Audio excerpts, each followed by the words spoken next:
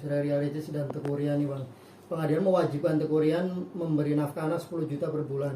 Apakah pihak suami bisa menawar nominal dari putusan pengadilan, Bang? Kalau dia menawar boleh, tapi mengajukan banding. Kalau memang dia tidak setuju, dia banding. Tidak setuju lagi dia kasasi. Tapi putusan pengadilan itu biasanya sudah berbagai macam pertimbangan. Pertimbangan waktu masih bersama dan pertimbangan waktu mereka mengajukan perceraian.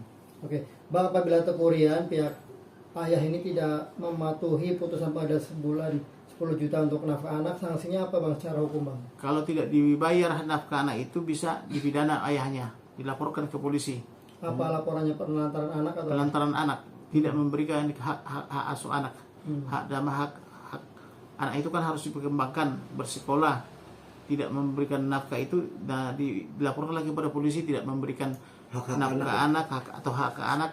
Anak itu kan perlu juga olahraga, pakaian dan sebagainya, itu menjadi hak pelanggaran anak. Oke, Bang, sampai kapan sih, Bang, seorang ayah memberi nafkah anak? Apakah sampai berusia dewasa 21 atau pada tahun. saat anak sudah menikah? Sampai berusia 21 tahun atau menikah, mana lebih dulu kejadiannya? Oh, sampai dewasa. Iya, 21 tahun.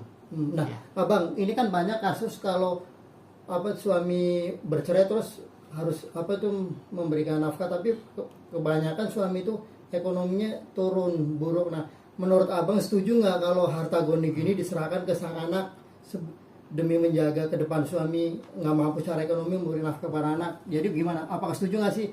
Jadi pas perceraian harta gono gini dibagi, nah itu hartanya suami kasih ke anak, karena kan takutnya ntar ke depan suami nggak. Persoalannya begini, harta gono gini itu harus diberikan juga surat-suratnya. Kalau hartanya dikatakan buat anak, tapi surat-suratnya dipegang ibu atau ayahnya, itu biasanya itu bermasalah. Misalnya di Bangka, harta gono gininya diajukan dan menurut mereka perjanjian mereka itu adalah hak anak. Tapi sampai sekarang udah puluhan tahun suratnya tak dipegang oleh suami atau dijaminkan ke bank gitu loh. Jadi si istri untuk memperjuangkan itu juga masalah, karena surat-suratnya pemilikannya adalah di si ayah. Kami kemarin baru menyelesaikan, dapat di Tangerang Selatan. Tangsel ya, baru dapat 1 unit.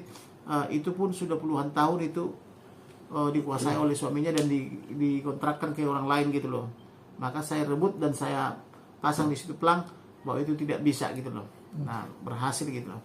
Bang, jadi menurut saya, walaupun diberikan kepada anak, harus jelas suratnya siapa yang memegang. Kalau surat kan harus dipegang oleh suami atau istri.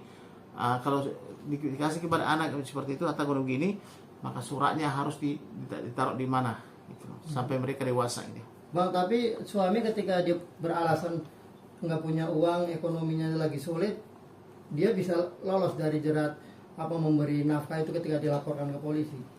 Kalau dia sulit, berarti dipidana ada, dipidana ke polisi. Tetap dipidana. Walaupun ekonominya nggak ada, sulit. Ya, sulit atau tidak itu harus bertanggungjawabkan polisi.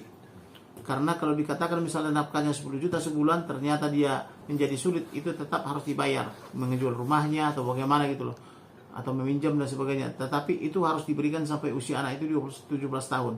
Karena bisa aja dia bilang pura-pura, kami lagi sulit, tapi itu hanya opsi atau hanya skema gitu, skema yang tidak menarik gitu loh. Tapi hanya untuk menghindar dari kewajiban ini gitu. Mantap. Terima kasih, Bang.